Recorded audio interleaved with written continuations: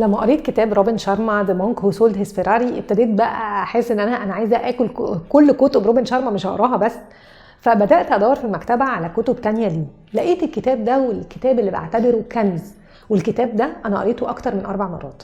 الكتاب بعنوان 101 Lessons from the Monk Who Sold His Ferrari. دي احد الكتب اللي انا بقترحها للناس ان هي تقراها لما بتقول لي اصلا الانجليش بتاعي مش قوي قوي، او بتقول لي اصلا انا ماليش قوي في القرايه. بقول لها اقري الكتاب ده. احد تميز يعني حاجات المميزه في الكتاب ده جدا جدا ان اللغه اللي فيه اللي مستخدمه سهله، وتاني حاجه ان الفصول فيه صغيره جدا، كل فصل ما بين صفحه او 2 بالكتير قوي، 2.5 صفحة. فالانسان بيلاقي نفسه فصل ورا فصل بيخلص وبينجز وبيقرا الكتاب وبيلهم بشكل جامد جدا. الكتاب ده طبقت منه 100 لسن، هو 101. قعدت كذا سنه حطيت ال 100 لسنز في جدول وابتديت ان انا اطبقهم، واسعى ان انا اطبق لسن ورا لسن، درس ورا درس.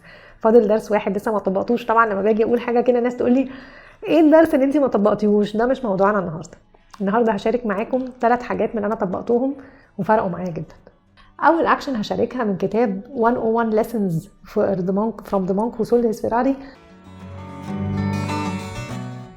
اكشن بتقول schedule worry breaks. يعني ايه؟ يعني كأنك ابتدي كده حط في الجدول بتاعك اوقات انت هتقعد فيها تقلق، ما تفضلش ماشي قلقان طول اليوم. لا، قول للقلق صباح الخير يا قلق، احنا لنا ميعاد هنقعد مع بعض فيه. ولما تقعد في الوري بريك دي هات ورقه وقلم وابتدي كده اكتب كأن عنوان انا قلقان، وابتدي اكتب انا قلقان انا قلقان ان الولاد يحصل لهم كذا، انا قلقان ان الشغل يحصل فيه كذا، انا قلقان ان صحتي يحصل فيها كذا، انا قلقان ان العالم يحصل فيه كذا.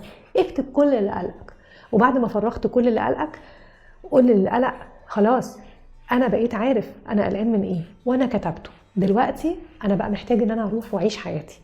هيحصل ايه؟ مخك هيهدى لان انت كتبت اللي قلقك على الورق. تاني حاجة هيحصل ايه؟ هيبتدي ممكن عقلك الباطن يدور على حلول تساعدك ان انت تتعامل مع الحاجات اللي انت حطيتها على الورق وقلت ان هي قلقاك. بس ما تفضلش عايش مع القلق كأنه سوس عمال ياكل في العظم بتاعك. خلي القلق على الورق.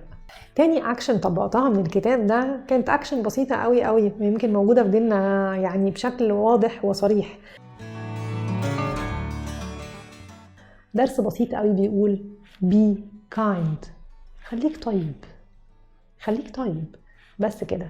وذكر كده ان ممكن تبقى طيب ان انت تدي ابتسامة لحد، او طيب ان انت تفتح الباب لحد، او طيب ان انت تطبطب على حد، او طيب ان انت تبعت رسالة لحد وتقول له وحشتني، او طيب ان انت ممكن لما حد يوقفك ويقول لك ايه ده ممكن اخد صورة معاك، لو انت مثلا شخص مشهور توقف معاه وتاخد صورة معاه ومتبقاش مستعجل.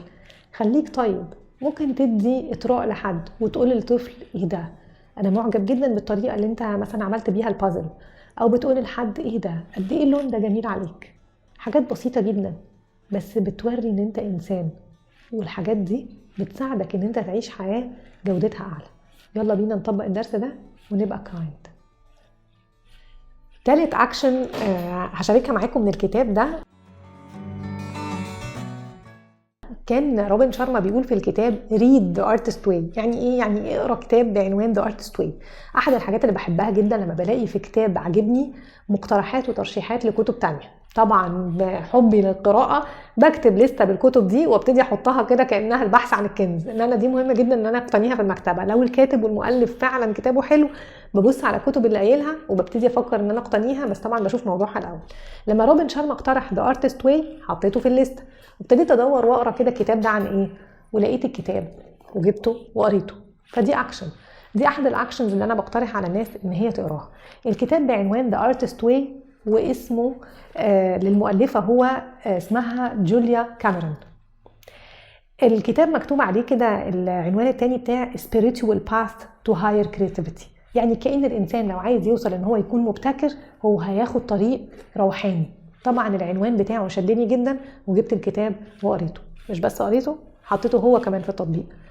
يلا بينا ناخد الأكشن ونشوف لو احنا فعلا نفسنا ان احنا نبقى مبدعين نفكر ان احنا نقرا الكتاب ده.